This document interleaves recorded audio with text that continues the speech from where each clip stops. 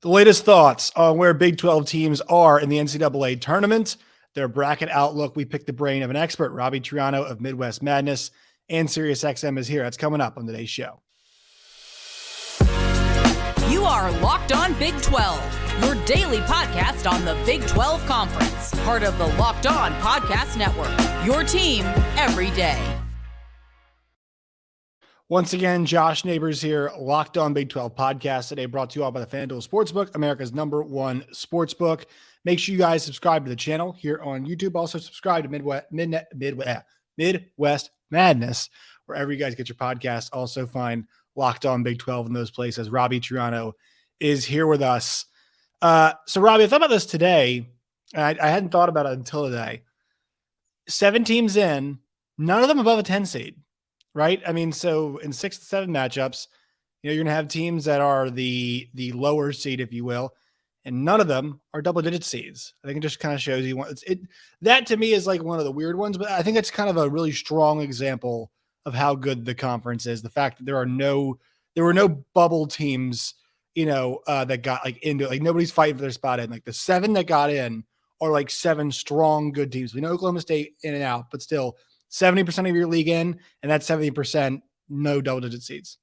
Yeah, no, I agree. And I think the top of this league has proved to be that damn good. And when we talk about, teams that win national titles, out of the last 33 years, 31 teams were either a 1, 2, or 3 seed, and the Big 12 has 4 of those. So good chances are that the Big 12 will be 1 in the Final Four or 2 cutting down the nets. And when it comes to the depth, TCU is a team in this bracket that I'm really looking forward to watching, and a team like Iowa State showed a lot in the Big 12 tournament. And even a team of West Virginia, at their best, that is the team that can upset Alabama. So it shows the strength of the top of the league, but also the bottom of the league this year was still really damn good. And it's a good thing if Oklahoma, the worst team in the conference, beat the #1 overall seed by 30 points. It just shows this league was awesome this year. They were rewarded in a good way, kind of.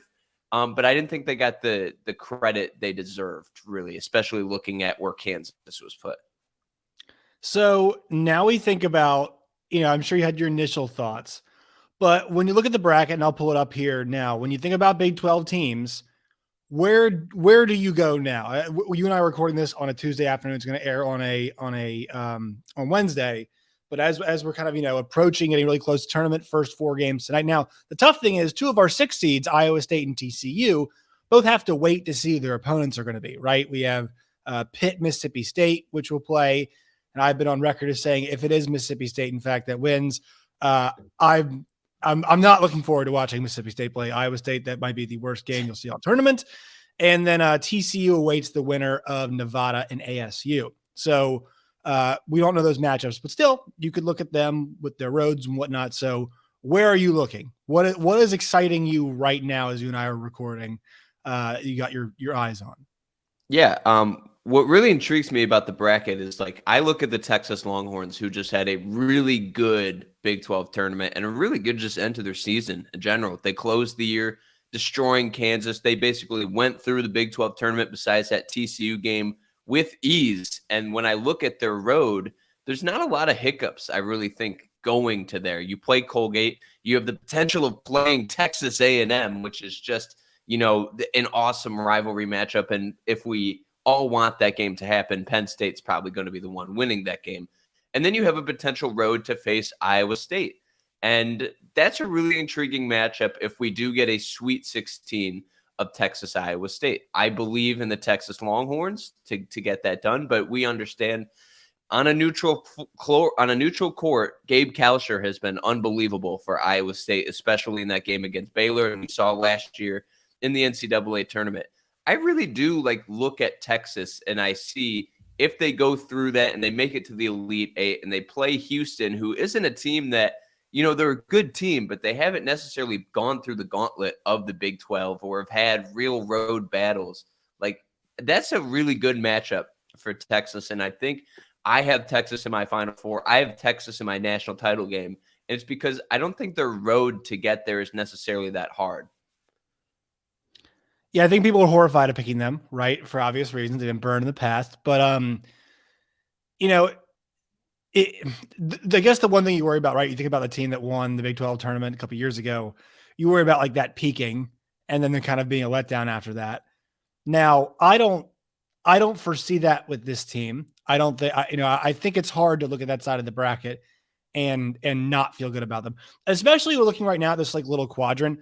I think A&M's good, but we saw it this week they play Alabama. I mean, Alabama's a wrecking crew too, but Texas they've got guard play. It's like, it's really just very strong. And look, if you're not going to count Brandon Miller as a guard, it's fine.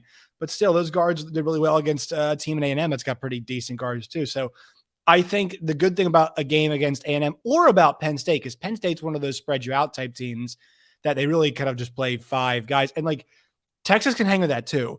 I think the one thing we lamented about them is that they didn't really have a big guy, right? They didn't have a pure big man, and that's the one thing. And so like, actually that kind of plays into their favor here.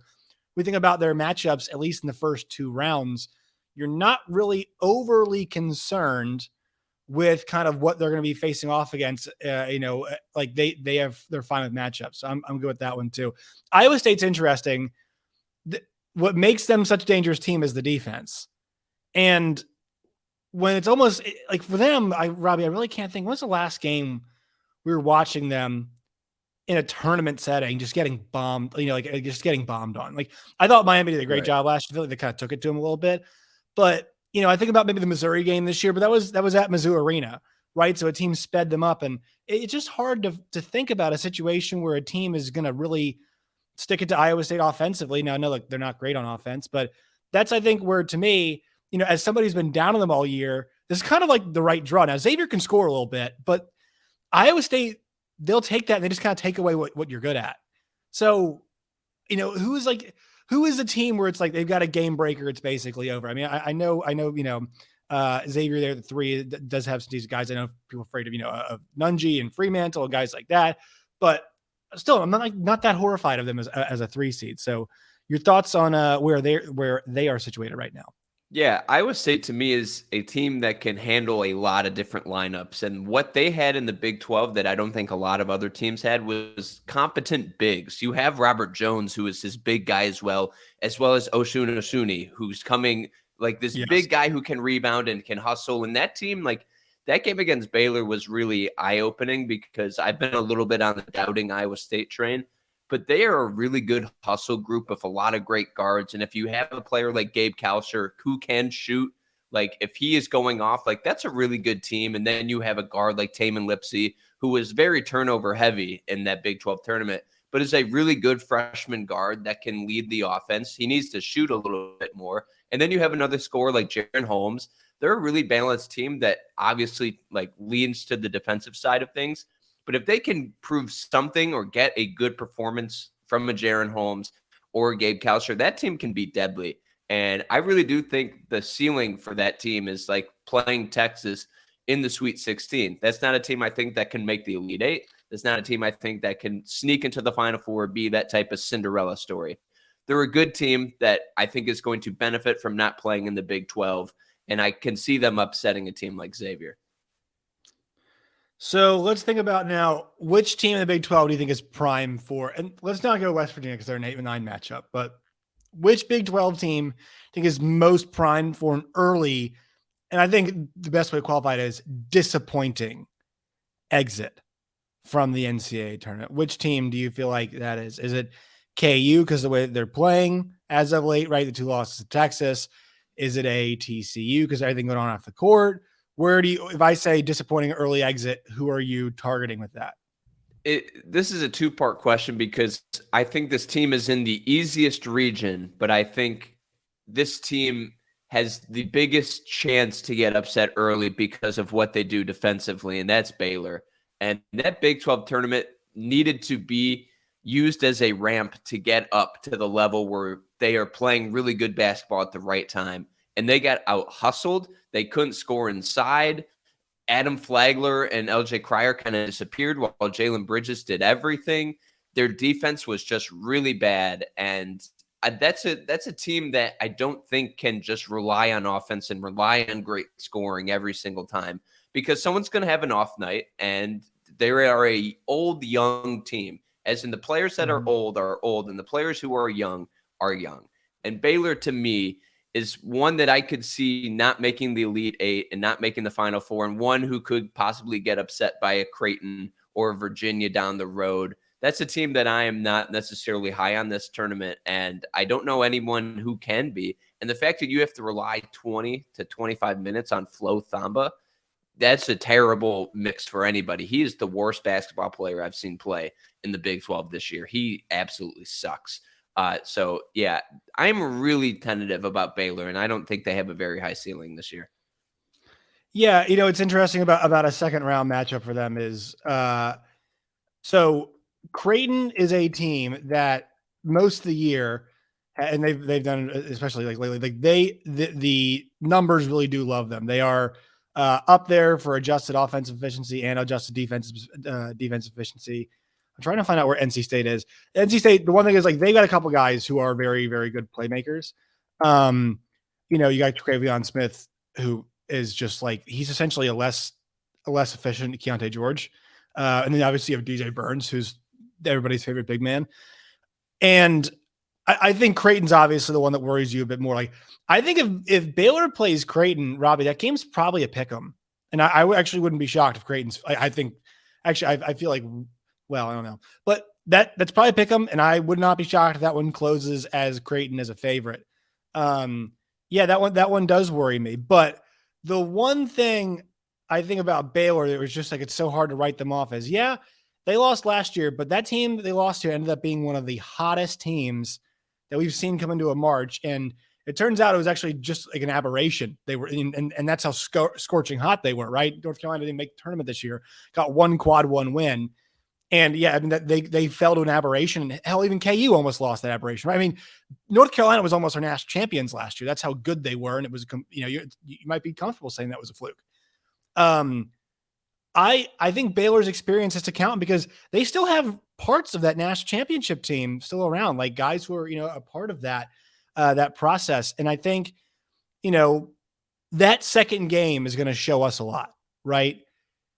If they handle a Creighton, if they take it to an NC State, depending on how they look, you might come out of that week and being like, uh-oh, right? Like, Scott Drew's got this thing figured out. And if they lose, that may be confirmed. But there's just so much variance with that team, right? Like, there is more variance with them than I feel like most other Big 12 teams. We're talking about the, knowing what we're going to get from Texas, from Kansas, from K-State, and from Baylor. Like you mentioned, because the defense, Baylor's the real wild card. Yeah, and if I was any other team in this bracket, I would watch how Iowa State defended Baylor, because there was times in that Big 12 tournament or this offense, which is number 2 in the entire country, according to KenPom, we know how good they can be when they're firing on all cylinders. They looked barely competent. They didn't know where to go. They didn't know how to score inside. They don't really have anybody to score inside. And then you put in Dale Bonner, who is supposed to be this defensive stopper, but offensively, he doesn't know what to do. He doesn't know what to do as the lead point guard. And that's where I have a lot of qualms about Baylor. Just because if they just face a defense that is just average or above average, they're going to lose, because they have nothing defensively to stop them. And I was just looking for this time where they have Jonathan Chalmachachua back, where they can just finally figure it out. And I don't think they have. And I don't think there's going to be, just because of a week off or because they play the Gauchos or they played Creighton well. I don't know if that's enough to fix. So, like, to me, Baylor is not going to be a team that loses in the first round. But where I say they aren't, one of the Big 12 teams that I trust is because we know them as a national champion type of team. We know them as a national champion type of coach with Scott Drew. And I just don't think that's there this year. And we looked at the team last year. You have James Akinjo, you had Adam Flagler, you have Jeremy Sohan, you had Kendall Brown. That's a much, I would say, better team than what they have right now, or more like a more balanced team with defense and offense. It's definitely a more balanced team, right? Yeah, and they do have players from the national title team, but the ones they're calling on is Adam Flagler, who's a stud. I can't critique him. Flo Thamba didn't do anything, and LJ Cryer, who barely played on that team, and honestly barely played the last couple years because of injury. This is like his first real go-around. And you have to rely on Keontae George and Jalen Bridges, who's been awesome, and I can't critique him as well. But that's a team like with some championship experience, but not the main players from that champion. And that's where I don't know how much that experience is going to come to play here. I'm really bagging on Baylor, but I just have not enjoyed watching them the last 2 weeks. Well, and also they've been playing teams. You know, they had a rough end of the schedule, and they had to play obviously KU and had that really bad second half, and then they had to play Iowa State, who has their number. So things kind of spiraled for them. Let's go lower. Your K-State Wildcats. Thoughts about where they are right now. So I think the good thing about K-State, and this is pretty crazy to me, is that while their roster is better than we thought, like it is not significantly better, right? Like Marquise Noel's numbers are pretty reasonable to what he was before. Keontae Johnson coming back and being as good as he was before, kind of, staying on the same progression is surprising, but it's just because of everything he went through. So, I know once again, people love Tomlin and obviously Desi Sills, and they have all these guys, but they're all extra players. This is a Johnson and Noel show. That's generally speaking what this thing is. The fact they kept it where it is all year, I kind of look at this part of the bracket and, it's always hard to figure out this team, but I kind of like where they are. I could see Providence maybe beating them, but Providence is horrible away from home. Kentucky, what the hell have they been doing all year? It makes you think, we should all of a sudden have faith in them, right? I know Oscar Tshiebwe's there, but Oscar Tshiebwe hasn't been that good. And Antonio Reeves has a great game. And then Cason Wallace was out, but Xavier Wheeler at one point was the key. And then they bring him off the bench all of a sudden. They feel a bit more consistent than some of the other teams around them, because at least I know what I'm getting.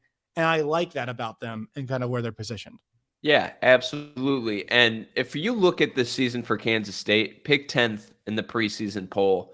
If you were to simulate this season, I think 100 times, this might be one of the best 5 seasons for them based on the talent they have on this team. And I'll say that because Marquise Noel was never on our radars before this year. It's like that guy is going to be exceptional. He's been unbelievable as a playmaker. When he is shooting hot, he is one of the best players in the entire country, what he can do. And I really think Marquise Noel has the potential to have a Jimmer Fredette, Steph Curry, Carson Edwards type of tournament where it's like this small guard that no one. I think Carson Edwards is a great comp. That's a great comp. Yeah. Just like one of those guards that isn't intimidating, but let's say they're down 7 with 5 minutes left to go. I won't be surprised to see Marquise Noel just hit 3 straight 3-pointers and get his team back. And he's one of the best stories of the tournament.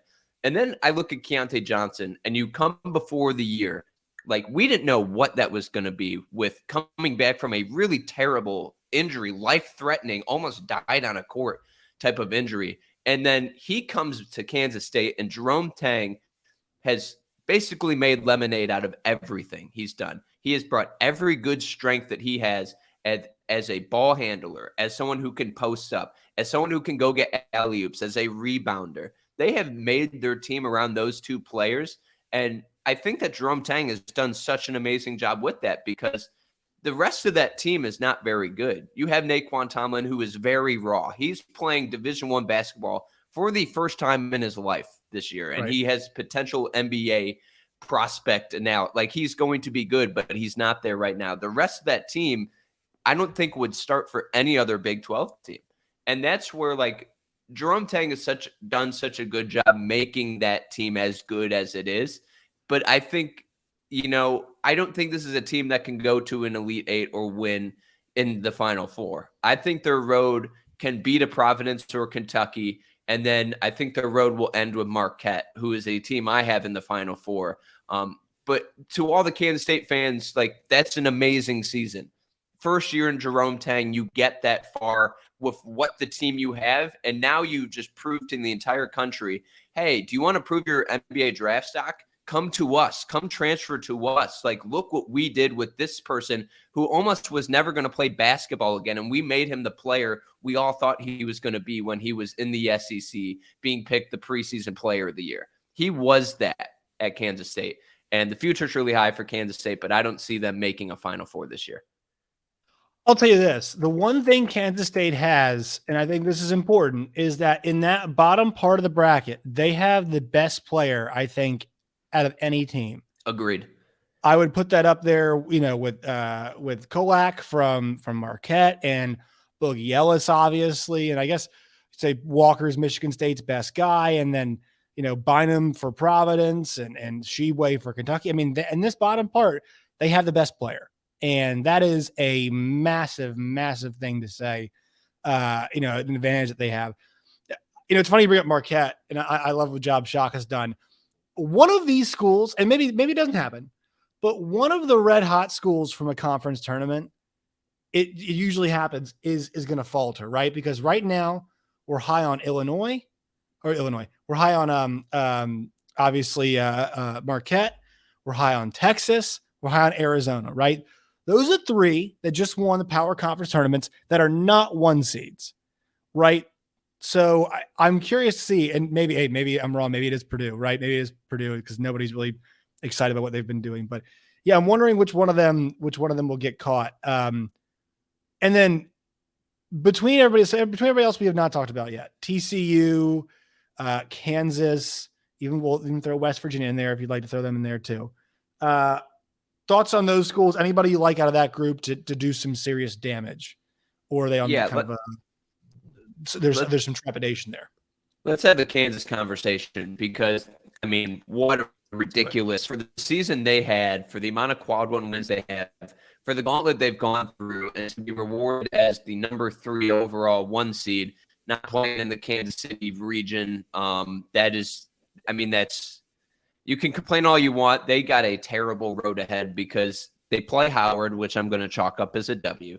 And then they have the winner of Arkansas, Illinois, which is 2 teams I don't think anyone wants to face. And then they could potentially be playing St. Mary's or UConn. And then after that, they could potentially be playing UCLA, Gonzaga, or TCU. That is unbelievable. You say Gonzaga in Vegas too, in Vegas. Yes. So advantage to those fan bases. And if you look at just the numbers, out of the top 11 teams from KenPom, 5 of them are in this region. And that's what's just insane to think about. But for me, I think Kansas can get this done and head to the Final Four again. However, I am very cautious about the health of Kevin McCullough because without him, I did not like what I saw in the Big 12 tournament for the most part. I was happy to see Joseph Yesufu play more, but he's going to be in situations where he's going to have to guard a longer wing or a bigger wing, and I just don't think that's going to necessarily help them. Or Grady Dick, who has been a good defender, but if you ask him to do that much, it's not going to pay off for him. And I think we saw times where he was overtaxed at the defensive end, and it paid on the offensive end because I thought he had a really bad Big 12 tournament when it came to shooting the basketball. So if Kevin McCullough is there, that's a team that can legitimately win the national title. And also Bill Self, having Bill Self back, which was, I hope everything is better with Bill. I know he is joining the team, but he's had stints placed into his heart, into his arteries. That's crazy to think about. And if he comes back, that's insane. But I do think Kansas is poised for another Final Four run. That road is terrible. But I think they have the star player to do that in Jalen Wilson. And we talk about what can give you an advantage in March Madness. You have an amazing point guard. You have an elite shooter with Grady Dick. You have great on-ball defense and a player like KJ Adams that can switch on everybody. And then you have the star like Jalen Wilson. Kansas has the formula to go and repeat, which has never been done since Florida did it in 06, 07. So that I'm really high in Kansas, but the road is I think the hardest road out of anybody. It's difficult, but I'll tell you this. I know the names Illinois and Arkansas will scare people, but those 2 teams have constantly underachieved this year. And I find Arkansas is a bit scarier. I think the good news is the 2 best players on Illinois, there is a big level of familiarity, right? TJ Shannon and Matt Meyer is big level, you know exactly how to deal with those guys. And then, Gonzaga, they're a better team than Gonzaga. UConn's the one I think everybody likes. Yeah, obviously, they had that really down February, or was it just January? Sonogo obviously is a huge problem in the post. But yeah, I don't like where they are right now, obviously, with McCullough and then with Self. But if you get 2 wins, it's kind of all the momentum you need to quiet everybody down, get another week to get Kevin McCullough even healthier, right? And then you're kind of back at it. So I kind of like where they are. Let's wrap up on TCU really fast. So just a really bizarre ending to their year. And now I wait for ASU and, they wait for ASU Nevada's winner. And obviously you always worry about the 11 seed getting some momentum from that. But I think they're a better team than Gonzaga is. Gonzaga might have more talent. Huge problem for them now, Robbie, is they don't have anybody to go guard Drew Timme, which is a huge issue in that game. Their guards are better. They have better guards than Gonzaga does, at least in terms of quality of play. Their guards have done better. It's just, that's a really tough matchup. And it sucks because TCU had all of this momentum. They were the first team. I've said this a bunch. The first team this season from the Big 12. I said that's a Final Four team. That can be a Final Four team after that Kansas win. And all of it went out the window with injuries. Obviously, the situation now happening. It's just been really unfortunate, I feel like, for TCU. And they can still do some serious damage, but that shine is completely worn off because of some of the stuff they had to go through. Some of it unforced. Yeah. I think TCU, I was really impressed with their showing in the Big 12 tournament, especially against Kansas State. But against Texas, I thought that they could compete with them really well. And they do have the star guards that I think you do need to win in March. You have Mike Miles, you have Damian Baugh, you have other shooters, even though their team isn't necessarily like built for success when it comes to 3-point shooting, but you have a Chuck O'Bannon, you have Micah Peavy, you have these other players on there. And then like the biggest thing is Drew Timme. Like, how can you stop him? And you can say whatever you want about Drew Timme, but that guy gets buckets. And he has been in clutch situations when it comes to March Madness. He has gone the distance. He has the experience. And you don't have Eddie Lampkin for the weirdest transfer portal thing I've seen in a really long time. Just like accusing his coach of like a bunch of racist things and then like deleting the post. Very, very strange. But you do have a Xavier Cork. You do have Jacoby Coles. That team is really long and has the length that I think can disrupt everybody else. And that's a team that I have playing Kansas in that type of like, I have them going and playing Kansas in that bracket. So they're a team that I think at their best can beat anybody in the country just because they have the defense, elite guards, and they have good wings. And they're coached by Jamie Dixon. So I have TCU, but I would not be shocked if that Gonzaga matchup did upset them. All right, Robbie, where can people find you and your work and all of its variety? March is here. Follow the Midwest Madness podcast at MW_Madness Big 12. We'll be updating and posting stuff, reacting to all the games all weekend and all March long. And also Big 12 Radio, SiriusXM channel 375, Big 12 today from 2 to 5 p.m. Central. It is a fun time, and this is the best time of the year. You guys can find me at @JoshNeighbors_. You guys can find the show at LO Big 12. Please subscribe here on YouTube and wherever you get your podcasts. All right, Robbie, we'll talk to you soon. Thanks, man.